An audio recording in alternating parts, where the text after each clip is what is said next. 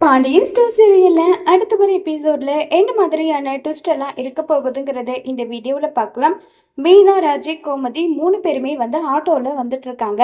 அப்ப மீனாவுடைய அண்ணன் வந்து எப்படி இருக்க, பயணம் எல்லாம் உனக்கு சௌகரியமா இருக்கான்னு சொல்லிட்டு மீனாவுடைய மாமா பையன் வந்து கேட்டுட்டு இருக்காங்க. அதெல்லாம் ஒரு பிரச்சனையும் இல்லாதான் நல்லாதான் இருந்ததுன்னு சொல்லிட்டு எல்லாம் பேசிட்டு இருக்காங்க. உங்களுக்கு வெயில் ரொம்ப அதிகமா இருக்கான்னு சொல்லிட்டு கேக்குறாங்க. சேச்சே, அப்படியெல்லாம் ஒண்ணும் இல்ல, எல்லா இடத்துலயும் அதே மாதிரி தானே வெயில் இருக்குன்னு சொல்லிட்டு பேசிட்டு இருக்கும்போது கரெக்டா பாண்டியன் வந்து கால் பண்றாங்க. உடனே கோமதி, சொல்லுங்க என்ன விஷயம்ன்றாங்க. என்ன கோமதி, சென்னைக்கு போய் சேர்ந்துட்டியான்னு சொல்லி கேக்குறாங்க. ஆமாங்க, சேர்ந்துட்டேன்னு சொன்னதும் என்ன, வீட்டை விட்டு போனதுமே சென்னைக்கு போயிருக்க, ஒரு ஃபோன் கூட எனக்கு பண்ணியா, அவ்வளவுதான் மறந்துட்டு இல்லைன்னு சொல்றாங்க. ஏங்க, பஸ்ஸை விட்டு இறங்குனதுமே மீனோடைய மாமா பையன் வந்திருந்தாங்க. அவங்க கூட கார்ல வந்துட்டு இருக்கேன், இப்பதான் வந்தேன், சரி ஃபோன் பண்ணலாம்னு நினைச்சேன், அதுக்குள்ள நீங்களே ஃபோன் பண்ணிட்டீங்க. என்னங்க, கடைக்கு புறப்பட்டீங்களா, சாப்பிட்டீங்களான்னு சொல்லிட்டு கோமதி கேட்டுட்டு இருக்காங்க. ஆமா, சென்னையில எப்படி வெயில் அதிகம் சொல்லுவாங்களே, வெயிலா தான் இருக்கான்றாங்க. ஏங்க, நம்பூர்ல மட்டும் என்ன பனியா பெய்யுது, எல்லாம் அதே வெயில் தானேங்கன்னு சொல்லிட்டு இருக்காங்க. சரி சரி கோமதி, பார்த்து பத்திரம்னு சொல்லிட்டு பேசிட்டு இருக்காங்க. இதை கேட்டதும் சரிங்கன்னு சொல்லிட்டு போனை வந்து கட் பண்ணிடுறாங்க. இப்ப நம்ம கோமதி வந்து வீட்டுக்கு வராங்க. வந்த உடனே வாங்க வாங்க, நல்லா இருக்கீங்களான்னு சொல்லிட்டு மீனாவுடைய மாமா பையன் வந்து சொல்றாங்க. உடனே ரொம்பவே சந்தோஷமா வந்து எல்லாரும் பேசிக்கிட்டு இருக்காங்க. இப்ப மீனாவுடைய மாமா, வாமா மீனா, எப்படி இருக்க, நல்லா இருக்கியா, நல்லா சொல்லி கேட்டுட்டு இருக்காங்க.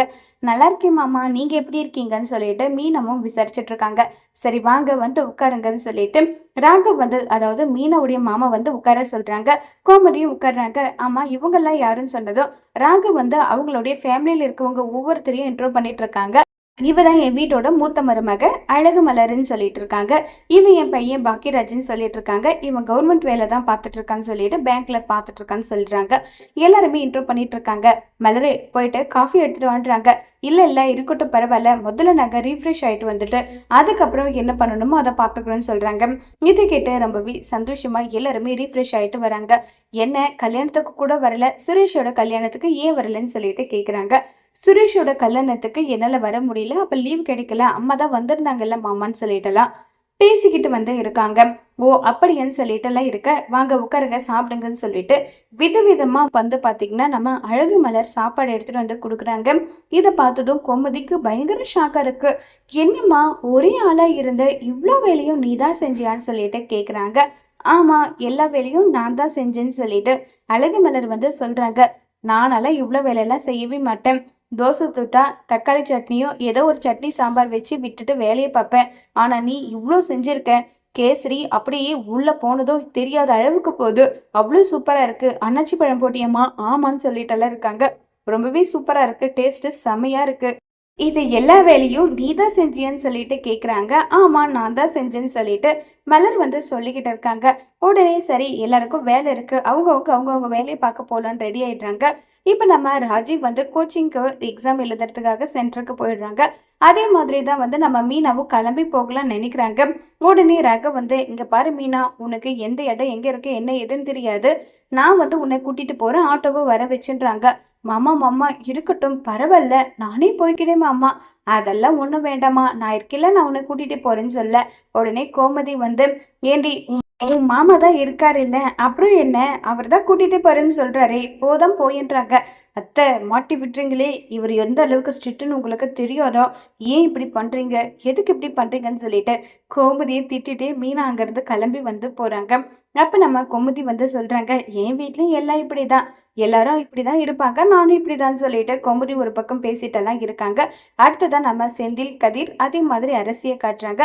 செந்தில் வந்து இட்லி எல்லாமே செஞ்சுட்டு இருக்காங்க. சட்னி ஏதாவது வைக்கணும், என்ன பண்ணலாம்னு சொல்லிட்டு செந்திலாவே தக்காளி சட்னி ரெடி பண்ணிடலாம்னு சொல்லிட்டு ஹெல்ப் எல்லாம் பண்றாங்க.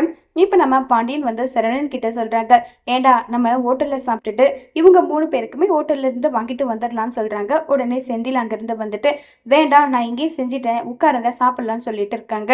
உடனே சாப்பிட்டு பார்த்துட்டு சரவணன், வேற லெவல் சூப்பரா இருக்குடா, பார்க்கவே அவ்வளோ டேஸ்டா இருக்கு, காரம் சாரமா வேற லெவல்ல இருக்கு, சூப்பரா இருக்குன்னு சொல்லிட்டு இருக்காங்க. அப்படியா, நிஜமாவா, பொய் சொல்லாதீங்கன்னு சொல்லிடுறாங்க.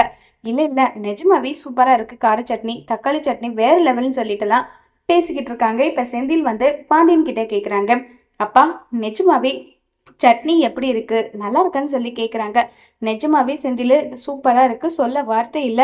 சாப்பாடு அவ்வளோ பிரமாதமா இருக்குன்னு சொல்லிட்டுலாம் இருக்காங்க. இங்க இருந்து போறதுக்கு முன்னாடி ஒரு டீ காஃபி கூட உனக்கு போட தெரியாது.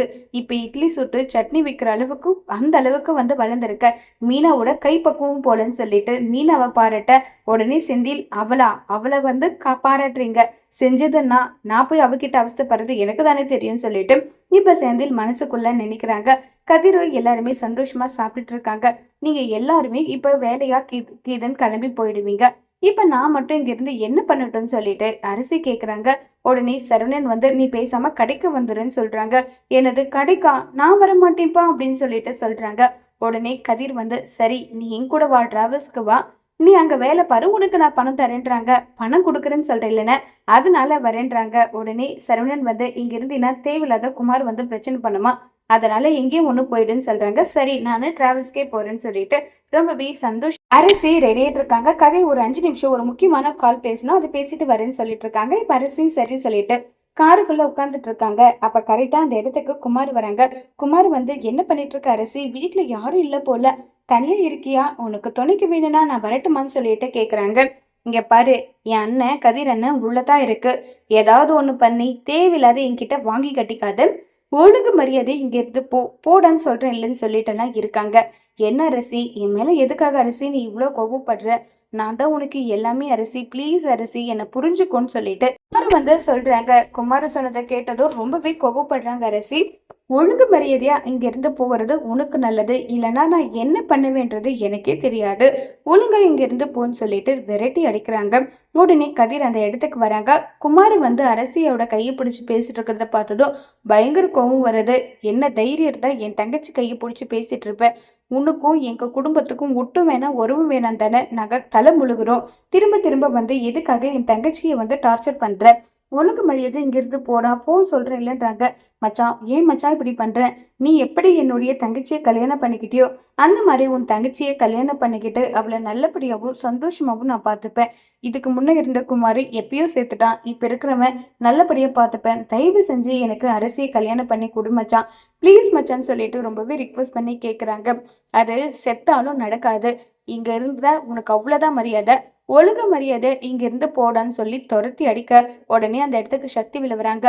டேய் பரதேசி பையலே, எதுக்காகடா என் பையன் அடிக்கிற, உனக்கு எவ்வளவு தைரியம் இருக்கணும், ஒழுங்கு மரியாதை என் பையன் அடிச்சதுக்கு என் பையன் கிட்ட மன்னிப்பு கேளுடான்னு சொல்லிட்டு சக்திவேல் பிரச்சனை பண்ண உடனே குமார் இல்லப்பா தப்பு என் மேலதான், நான் தான் அரசி கிட்ட பேசலான்னு போனேன், அதை பார்த்துட்டு தான் கதிர் என்ன அடிச்சான்னு சொல்றாங்க. ஏண்டா முட்டாளே, அறிவு கெட்டவனே, பரதேசி பையலேன்னு சொல்லிட்டு குமார செமைய விழுக்க உடனே அந்த அந்த இடத்துக்கு வந்து முத்துவேல் வராங்க. முத்துவேல் வந்து என்னாச்சு, எதுக்கு இப்படி சத்தம் போட்டுட்டு இருக்கீங்கன்னு சொல்லி கேக்குறாங்க. உடனே கதிர் வந்து நாங்க அமைதியா தான் எங்க வேலையை பார்த்துட்டு இருக்கோம், தேவையில்லாம குமார் தான் வந்து இங்க பிரச்சனை பண்ணிட்டு இருக்கான்னு சொல்லிட்டு இருக்காங்க. உடனே சக்திவேல் வந்து 1000 தப்பு பண்ணட்டும், என் பையனை எதுக்காகன்னு அடிக்கணும், ஒழுங்கு மரியாதையா அந்த கதிரை அமைதியா இருக்க சொல்லு, இப்பவே சொல்லுனேன் எதுக்காக குமார் அடிச்சான்னு சொல்லி கேக்குறாங்க. நடந்த விஷயம் என்னன்றத முத்துவேல் வந்து தெரிஞ்சுக்கிறாங்க. உடனே முத்துவேல் நேரா போயிட்டு குமார கன்னத்திலே பல்லான்னு ஒண்ணு விட்டுறாங்க. இங்க பார், ஏற்கனவே அவ வாழ்க்கைய அழிச்சிட்ட, இனி அவ சந்தோஷமா இருக்கட்டும், அவளுக்கு யாரு பிடிச்சிருக்கோ அவளை கல்யாணம் பண்ணிக்கிட்டு அவ லைஃப அவ சந்தோஷமா வாழட்டும், எதுக்காக தேவையில்லாம நீ அவரை தொந்தரவு பண்ற, என்ன ஆனாலும் அரசி வந்து உன்னை கல்யாணம் பண்ணிக்க மாட்டா, உனக்காக கிடைச்ச ஒரு ஆப்பர்ச்சுனிட்டியை நீ வீண் பண்ணிட்டு இப்ப மனசு மாறிட்டேன்னு சொன்னா எந்த பொண்ணுடா நம்பும், இனி உனக்கு எந்த ஒரு பிரச்சனையும் கிடையாது, இனி ஒழுங்கு மரியாதை எப்படி இருக்கணுமோ அப்படி இருந்துக்கோ, ஒழுங்கா இங்க இருந்து போடான்னு சொல்லி திட்டி அனுப்புறாங்க. உடனே சக்திவேல் முத்துவேல் கிட்ட என்னென்ன என்ன நீ வந்து கண்டிக்கணும், கதிரை கண்டிக்கணும், அதை விட்டுட்டு என் பையனை அடிச்சு அது அதுங்க முன்னாடி அடிச்சு அவனை அசிங்கப்படுத்துறியா, ஏன்னா இப்படி பண்றேன்னு சொல்லி கேக்குறாங்க. ஏண்டா தப்பு நம்ம புள்ள மேல இருந்தா நம்ம புள்ளைய தானே கண்டிக்க முடியும், அவன் எதுக்காக இப்ப போய் அங்க பேசணும், என்ன விஷயத்துக்காக பேசணும், அதை பத்தி கொஞ்சமாவது நீ யோசிச்சு பாத்தியான்னு சொல்லி கேட்டுட்டு இருக்காங்க. அண்ணன், நம்ம குடும்பத்துல இருக்கிறவன் தப்பே பண்ணாலும் நீ எதுக்காகனா நம்ம பையனை விட்டு கொடுத்த சொல்லுனேன்றாங்க. என்னடா அவன் தப்பு பண்ணா பின்ன கேட்காம இருக்க சொல்றியா, அப்படியெல்லாம் என்னால இருக்க முடியாது, யார் தப்பு பண்ணாலும் கண்டிப்பா நான் கேட்டுப்பேன், ஒருவேளை கதிரே தப்பு பண்ணியிருந்தாலும் அவனுடைய சட்டியை பிடிச்சி எதுக்காக என் குடும்பத்துல இருக்க பையனை அடிக்கிறேன்னு சொல்லி நான் அவனை கண்டிப்பா கேட்டிருப்பேன், புரியுதான்னு சொல்லிட்டு ரொம்பவே கோவப்பட்டு பேசுறாங்க. இதை கேட்டதும் உடனே சக்திவேல் வந்து 1000 தான் இருந்தாலும் அவன் உன்னுடைய மருமகன், என் பையன் யாரோ தானே, ஈஸியா கை நீட்டி அடிப்ப பின்னன்னு சொல்லிட்டு சக்திவேல் கோவமா அங்கிருந்து போறாங்க. இப்ப குமாரு அரிசி சொன்னது கதிர் அடிச்சது இதவே நினைச்சிட்டு இருக்காங்க. உடனே சக்திவேல் வராங்க. அப்பா அது வந்துன்னு சொன்னதும் கண்ணத்துக்கே பலார்னு ஒண்ணு விடுறாங்க. ஏண்டா உனக்கு அறிவுங்கிறது ஏதாவது இருக்கா இல்லையா? ஏண்டா முட்டாள்தனமா ஏண்டா இப்படி பண்ணிட்டு இருக்க? என் உயிரை வாங்குறதுக்குன்னே நீ இருக்கியா? எதுக்காக நீ போய் அந்த அரிசி பொண்ணுகிட்ட பேசின? சொல்லுடா சொல்லுன்னு கேட்கிறேன் இல்லைன்னு சொல்லி கோவப்பட. இல்லப்பா அரசியை என்னால மறக்க முடியல. அவ எப்ப நான் கட்டின தாலின்னு நினைச்சு அவ சுமந்துட்டு இருந்து அந்த தாலியை தூக்கி போட்டுட்டு போனாலோ அப்பவே அவ என் மனசுக்குள்ள வந்துட்டாப்பா. எனக்கு வேற யாரையும் கல்யாணம் பண்ணி வைக்காதீங்க. எப்படியாவது பாண்டியன் மாமா கிட்ட கெஞ்சி கேட்டாவது அரசி எனக்கு கல்யாணம் பண்ணி வச்சிடுங்க. அரசி இல்லைன்னா எனக்கு லைஃபே கிடையாது. அவன் மட்டும்தான் என்னுடைய உலகம், அவன் மட்டும்தான் என்னுடைய வாழ்க்கை, நான் வாழ்ந்துட்டு இருக்கேன்பான்னு சொல்லி சக்திவேல் சொன்னதும், இங்க பாருடா மகனே, ஒரே ஒரு பையனே ஆச்சுன்னு சொல்லிட்டு செல்லம் கொடுத்து வளர்த்துட்டு இருக்கேன். நான் சொல்ற பேச்ச மட்டும் கேட்கல, உன்னை என்ன பண்ணுவேன்னு எனக்கே தெரியாது. ஒழுங்கு மரியாதையா நானும் அண்ணனும் நல்ல பணக்கார பொண்ணை பார்த்து கல்யாணம் பண்ணி வைக்கிறோம். நீ கல்யாணம் பண்ணிக்கிட்டு சொத்து அனுபவி. அதை விட்டுட்டு பிச்சைக்காரன் பொண்ணு கல்யாணம் பண்ணிக்கணும்னு நினைச்ச உன்னை என்ன பண்ணுவேன்னு எனக்கே தெரியாது. புள்ள இல்லைன்னா பரவாயில்லன்னு சொல்லிட்டு என் கையாலே உன்னை வெட்டி போட்டுருவேன். ஒழுங்கு மரியாதையா எப்படி இருக்கணுமோ அப்படி இருடான்னு சொல்லிட்டு ரொம்பவே கோவப்பட்டு பேசுறாங்க. அப்பா அப்பா அது வந்துன்னு சொல்றாங்க. பேசாத போடன்னு சொல்லிட்டு கோவமா அங்கிருந்து திட்டிட்டு போறாங்க. உடனே முத்துவேல் அரசி கிட்ட போயிட்டு, இனிமே குமாரு உன்னுடைய லைஃப்ல இன்டர்ஃபியர் ஆக மாட்டான். உனக்கு யாரை கல்யாணம் பண்ணிக்கணும்னு தோணுதோ அதை நீ செய்யின்னு சொல்லிட்டு இருக்காங்க. எனக்கு நல்லாவே ஞாபகம் இருக்கு. நீ அந்த வீட்டுக்கு நல்ல மருமகளா தான் நீ நடந்துகிட்ட. அவனுக்கு கொடுத்து வைக்கல அவ்வளோதான் சொல்லிட்டு முத்துவேல் சொல்றாங்க. சரி நான் கிளம்புறேன்னு சொன்னதும் அண்ணன் எடுன வண்டி போலன்னு சொல்லிட்டு இருக்காங்க.